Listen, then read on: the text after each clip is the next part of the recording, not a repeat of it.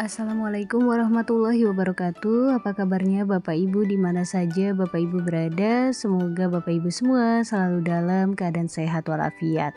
Nah, Bapak Ibu berjumpa kembali pada channel YouTube Desti Hidayat, dan untuk informasi yang akan saya sampaikan pada kesempatan kali ini yaitu tentang Menpan RB tetapkan mekanisme seleksi P3K 2024 Jabatan Fungsional Guru dan Kesehatan. Nah, Bapak Ibu, kira-kira bagaimana info lengkapnya? Bapak Ibu dapat menyimak video ini hingga selesai. Namun Bapak Ibu, sebelum kita ke info lengkapnya, ada baiknya Bapak Ibu terlebih dahulu klik tombol subscribe dan juga nyalakan tombol loncengnya agar Bapak Ibu tidak ketinggalan info-info berikutnya. Dan jika nantinya informasi ini dirasa bermanfaat, Bapak Ibu dapat men-share agar tersampaikan kepada orang-orang yang membutuhkan. Baik Bapak Ibu, mari kita ke info lengkapnya. Nah Bapak Ibu, informasi ini dikutip dari laman Klik Pendidikan.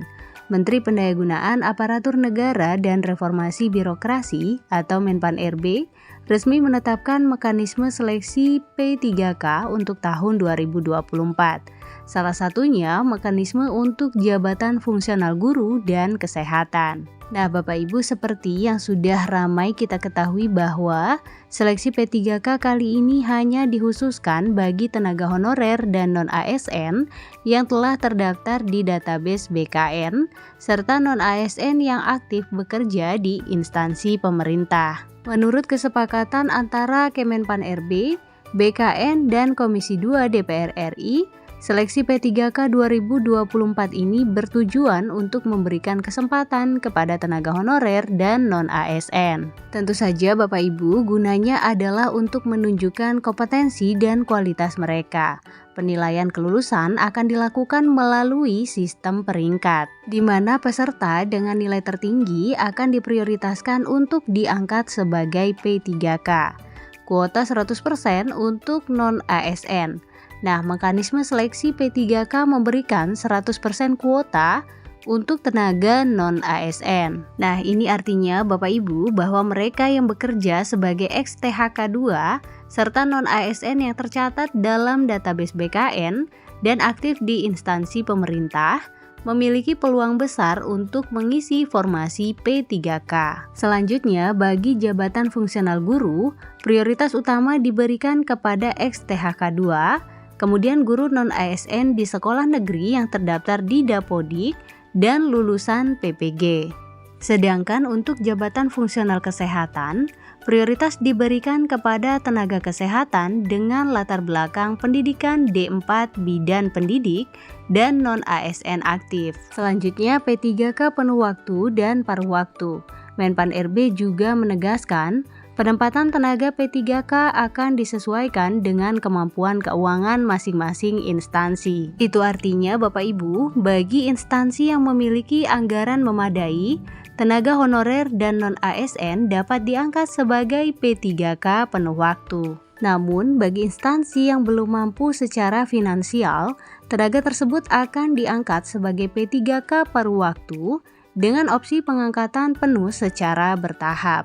Selanjutnya, pemerintah memastikan tidak akan ada pengurangan penghasilan atau PHK massal atau penambahan beban anggaran akibat kebijakan ini. Nah, selanjutnya untuk syarat dan kriteria seleksi P3K.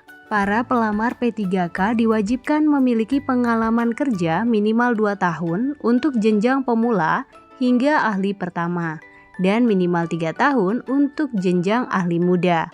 Kriteria ini dikecualikan bagi jabatan fungsional dosen, jabatan fungsional pengawas sekolah, dan jabatan fungsional kesehatan. Selain itu Bapak Ibu, tenaga non-ASN yang bekerja di instansi pemerintah harus aktif bekerja minimal 2 tahun berturut-turut pada saat melamar. Dengan mekanisme yang lebih jelas dan kuota penuh untuk non-ASN, seleksi P3K 2024 ini diharapkan dapat meningkatkan kualitas pelayanan publik, sekaligus memberikan kepastian karir bagi tenaga non-ASN dan honorer di seluruh Indonesia. Nah Bapak Ibu, demikian informasi yang dapat saya sampaikan pada kesempatan kali ini.